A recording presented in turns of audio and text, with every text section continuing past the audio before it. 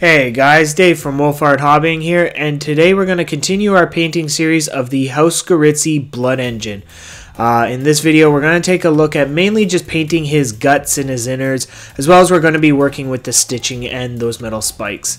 So to get us started with the guts, we're going to come in with a 2-to-1 mixture of Mephiston Red and Caliban Green. This is the same mixture that I used to make the kind of blood red pants for the skirmishers, as well as just give it the same color as the overall theme of the army, as there isn't too many distinguishing like tabards or anything on this guy. So we're just going to start, and we're going to paint all of the guts inside.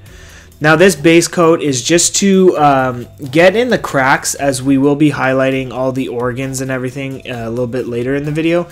But I just wanted that kind of deep blood red to be the base color, so that it looks gruesome and pretty disgusting, just the way you'd kind of want this model to be, as he is a hulking brute that does eat his dead enemies. So you want this guy to be as disgusting as possible.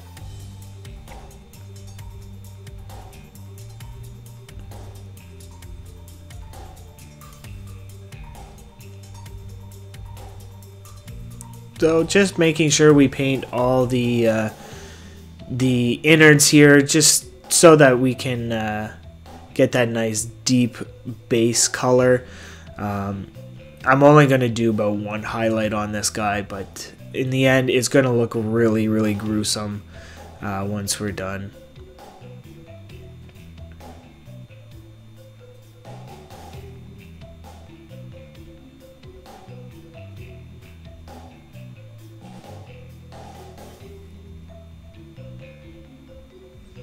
So just making sure that we get in all of the belly here.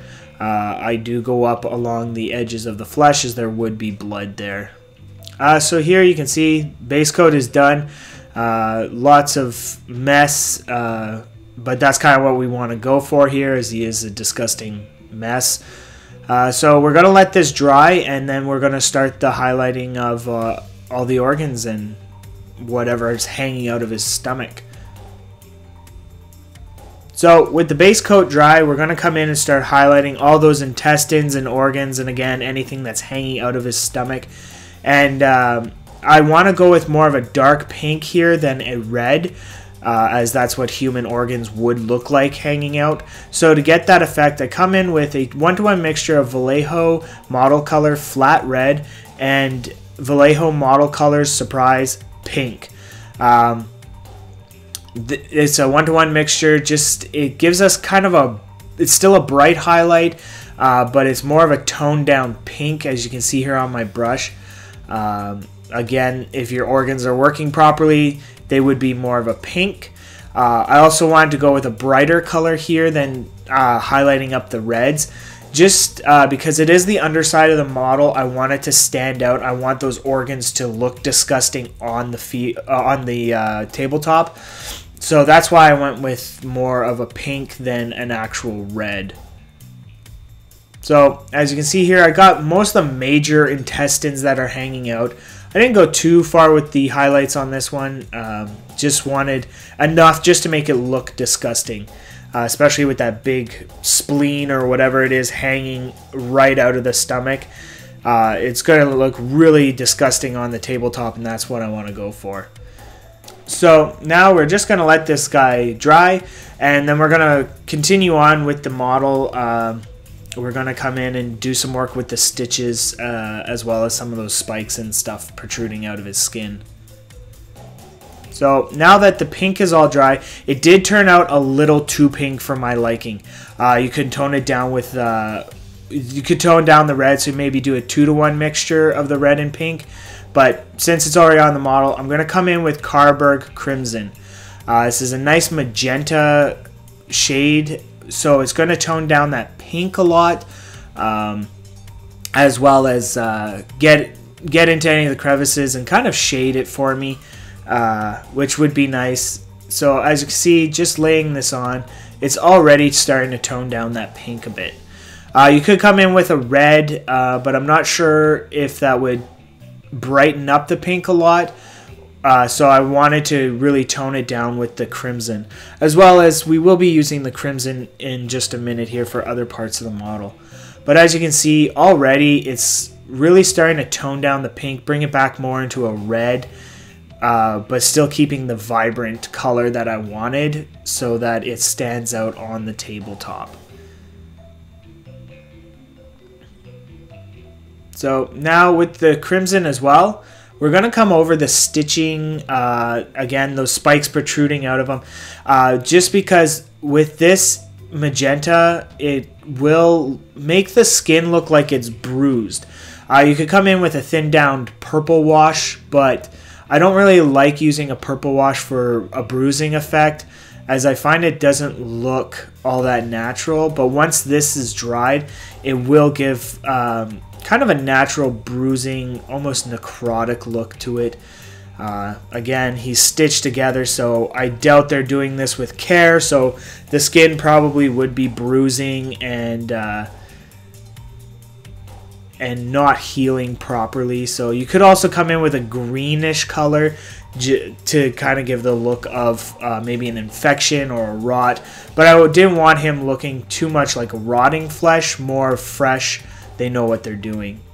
So going over the model, you just hit anywhere where there's stitches. I'm doing here on the stomach now, but I'm also doing the lip of where the stomach burst, as if almost those organs just started pushing out the stomach. So there would be a lot of trauma and bruising with that. So again, this is all personal preference of how you want to go about doing this, but I like the bruising effect. So he's got a lot of stitching right here that I want to go in. You could also just leave it like that later on. You may not even have to do anything with the stitches. You could just leave that bruised look with the stitch, but again, personal preference, whatever you want to do. So just hit everywhere where there's something protruding out of the skin, any stitches, things like that. So I like the look of what the shade did to the innards, but I wanted to bring it down just one more step. So I'm coming in again with a second wash of the Carberg Crimson over these innards. Once this one dries, it gives me the effect I really wanted to go for. Usually I don't like using washes too much, but in this case, human organs aren't one specific shade all the time, so the randomness of how the wash would dry or tint the color, it really works in this this instance. So you could have left it at one coating of the shade, but I decided to come in with the second one just to bring it down more into the red spectrum again. So as you can see, did most of the stitching and any of those gadgets or whatever's protruding out of his arm, give him a nice bruised look. So so now what I want to do is I want to give a bit of a bruising effect to the twisting flesh that's on his arm there. So how I do this is I come in with Carberg Crimson still, but I put a little bit on my palette and then I water it down to the consistency I want. The reason I'm using water is I want the shade to flow into those cracks to really accentuate the twisting, and I don't want too much of the crimson tinting the skin, as I don't want it to change the color too much, but the little bit of tinting it does do is okay, because if you are twisting flesh like that, it wouldn't stay a flesh color. It would discolor a little red, and if this is his arm all the time, it would start to bruise. So that's the effect I wanted to go for. So just making sure I get everywhere where there's twisting flesh, trying to work most of the color into the recesses and crevices, then on the skin.